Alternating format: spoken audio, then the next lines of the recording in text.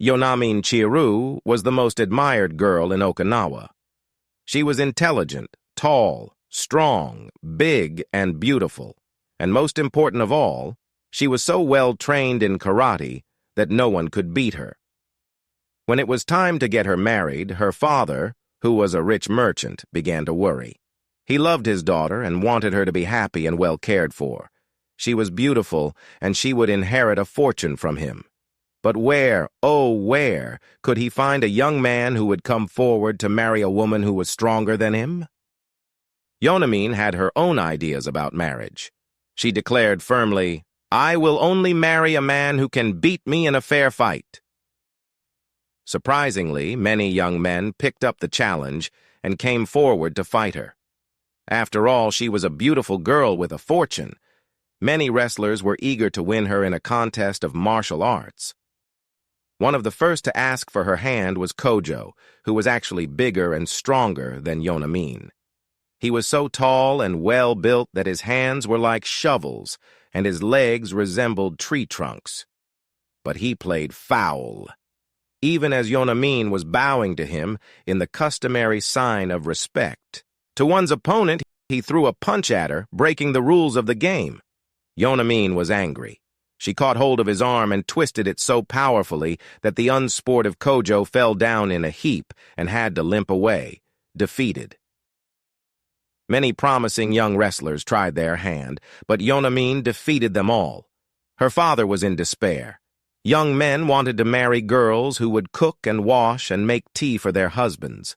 Who would marry a girl who enjoyed wrestling? Bushi Kyo was just such a man. He had trained under the karate master Sakugawa. He proved to be such an expert that he was recruited by Shoko, the king of Okinawa, to be his personal guard. His friends said to Bushi, "You should take on the challenge of this girl, Yonamine. She may be big, but you are stronger and smarter than her." Bushi, too, was keen to marry a girl like Yonamine. He did not want a delicate, fragile girl for a wife. "I shall fight with her and win over her," he decided. Yonamine was impressed at the sight of her new challenger. She had heard that he was one of King Shoko's personal warriors. He was tall and slim. He stood firmly on his feet and seemed unshakable. Above all, he had dark, piercing eyes which looked straight at the opponent and showed that he was fearless and straightforward. The wrestling match began. Yonamine and Bushi bowed to each other and then began to attack each other. In earnest, they punched, kicked, and twisted using their best techniques. It looked as if the match was going to be a tie. Nobody winning, nobody losing. But, at a crucial moment in the fight, Yonamine paused, ever so briefly. Bushi took advantage of the moment and brought her down with a swift punch.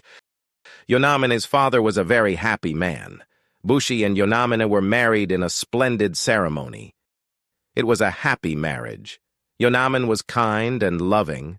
She cooked and cleaned and kept the house spick and span. One day, when she was sweeping the kitchen, Bushi saw her lift a huge bag of rice with her left hand as she swept beneath the bag with her right hand. He grew thoughtful.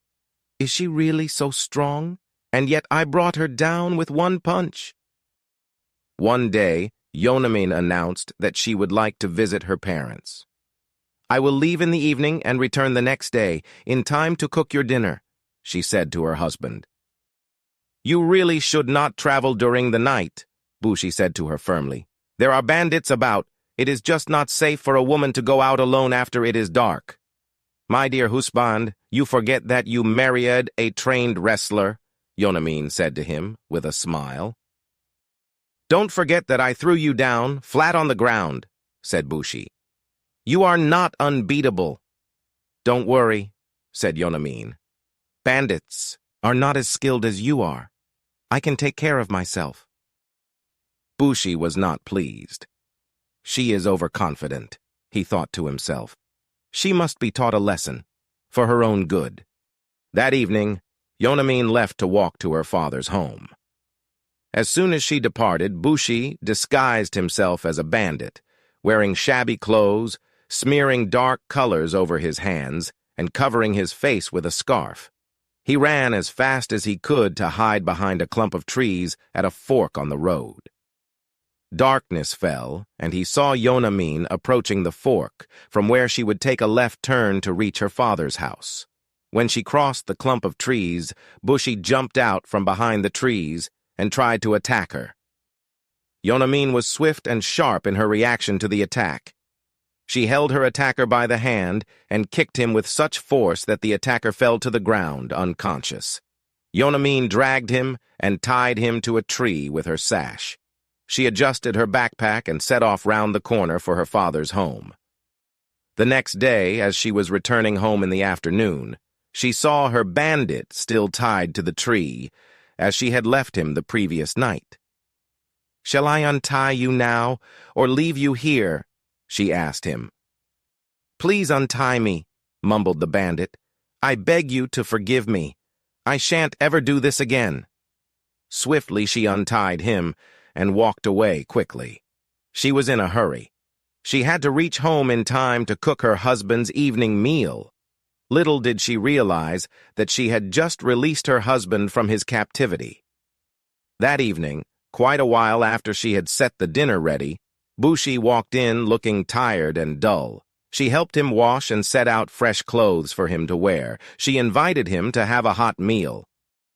As Bushi sat down to dinner, he brought out a white sash from his pocket and gave it to his wife. "This is yours if I am not mistaken," he said, looking into her eyes. "Oh, Bushi, was it you? I am so sorry," exclaimed Yonamine. "You don't have to be sorry," said Bushi. "You taught me a lesson that I won't forget all my life, and that is, don't underestimate anybody." "Not even a woman?" asked Yonamine playfully. "Especially not a woman," said Bushi. And they burst out laughing together.